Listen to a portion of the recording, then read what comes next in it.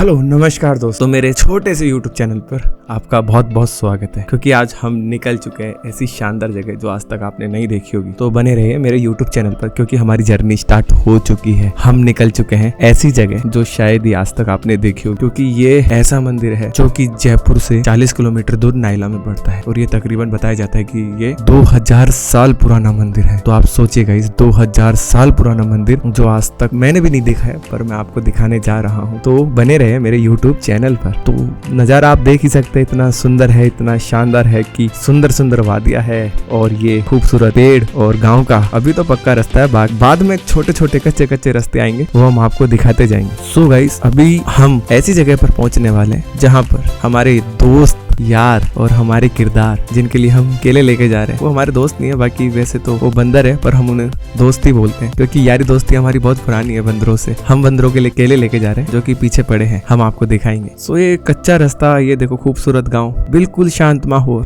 क्योंकि जयपुर में और सिटी के जो आजकल शोर शराबे हैं उनसे दूर मोबाइल स्क्रीन सब मेरा बंद है, क्योंकि अभी मैं निकला हूँ शांति के लिए। क्योंकि जो ये भागदौड़ की जिंदगी है जीवन में, इससे दूर होना बहुत जरूरी है, क्योंकि मैं इससे दूर हो चुका हूँ। ये सफर सिर्फ पैरों से तय नहीं होगा, ये नजारों से, सांसों से और दिल से तय होगा। हर मोड़ पर एक नई कहानी, एक पत्थर पर वक्त की छाप, हर हवा के झोंके में प्रकृति का संदेश। तो चलिए पहला कदम रखते हैं। सामने पहाड़, ऊंचे शिखर, जिसे कि ऋषि की तरह ध्यान में बैठे हो। आसमान साफ है, कहीं कहीं सफेद बादल है, सुबह की रोशनी पत्तों पर सोने जैसी चमक। आज का सफर शुरुआती रास्ता शहर से प्रकृति की गोद में। शुरू में सड़क पक्की, रास्ते में किनारों पर बच्चे खेलते हुए दिखेंगे, हाथ हिलाते हुए, मुस्कुराते हुए, और चाय की छोटी छोटी दुकानें। वाह, क्या ही कहना उस चीज का। जो वो खुशबू आती है चाय की, उनकी केतली में उबल रही है अदरक की खुशबू। वाह वाह, वो शांत का माहौल, चाय पीने का मजा, ये सुकून बहुत जरूरी है लाइफ में दोस्तों। अभी डामर खत्म हो जाएगा और सामने आएगा कच्चा रास्ता। वो बहुत खतरनाक रास्ता है दोस्तों, उसमें गाड़ी धीरे धीरे चलेगी, क्योंकि तेज चलाएंगे तो शायद कुछ हमारे नुकसान हो सकता है। क्योंकि गांव के रास्ते और कच्चे रास्तों में ही जो मजा है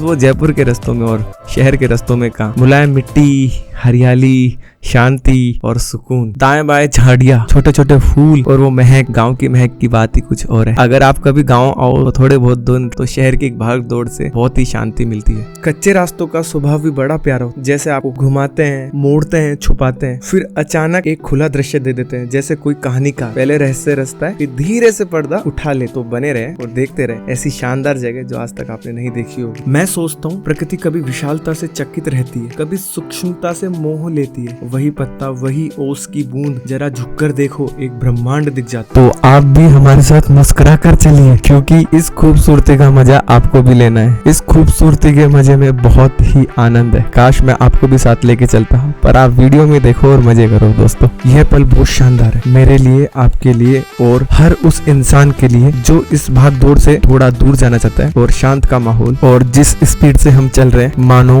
मंजिल बहुत करीब है। ये जो लोग दिख रहे हैं बीच बीच में, छोटे छोटे गांव, और शायद आपने कभी ये भी नोटिस किया होगा कि गांव में रहने वाले लोग ज्यादा अच्छे होते हैं, वो मेहमानों का ज्यादा सम्मान करते हैं। उसका ये कारण है कि गांव के लोग हरियाली में रहते हैं, ग्रीनरी में रहते हैं, उनके चारों तरफ हमेशा वो नेचर से जुड़े हुए होते हैं। तो नेचर के साथ जुड़ने वाला इंसान हमेशा दूसरों का सम्मान करता है, क्योंकि नेचर भी दूसरों का सम्मान करता है, दूसरों को देने वाला होता है। तो यह भी एक कारण है कि गाँव के लोग अच्छे होते हैं। हम निकल चुके हैं धुआंधार स्पीड में हमारी मंजिल की तरफ, बंदरों के लिए केले लेके और बहुत ही प्राचीन जो 2000 साल पुराना मंदिर है उसे देखने। और बीच बीच में आपको एक गाड़ी दिखेगी जिसे जुगाड़ बोलते हैं, जो लकड़ी के बल्ली फंटों से बना होता है और आगे एक इंजन होता है, शायद आपने देखी होगी, उसे जुगाड़ बोलते हैं। वो बहुत प्यारा व्हीकल होता है, वो गांव में बहुत चलता है, शहरों में नहीं चलता। और देखा जाए तो गांव भी आज के टाइम पे बहुत विकसित हो चुका है, क्योंकि गांव में भी बिजली, पानी और गांव में भी फुल एजुकेशन पहुंच रही है हमारी सरकार की तरफ से, मोदी जी की तरफ। तो बीजेपी को वोट दीजिए, क्योंकि बीजेपी हमारी सनातन धर्म को बचाते हुआ चल रहा है, क्योंकि उन्होंने राम मंदिर बनवाया, वो हमारे लिए बहुत बड़ी बात है हिंदुओं के लिए, क्योंकि राम मंदिर बनना बहुत मुश्किल था।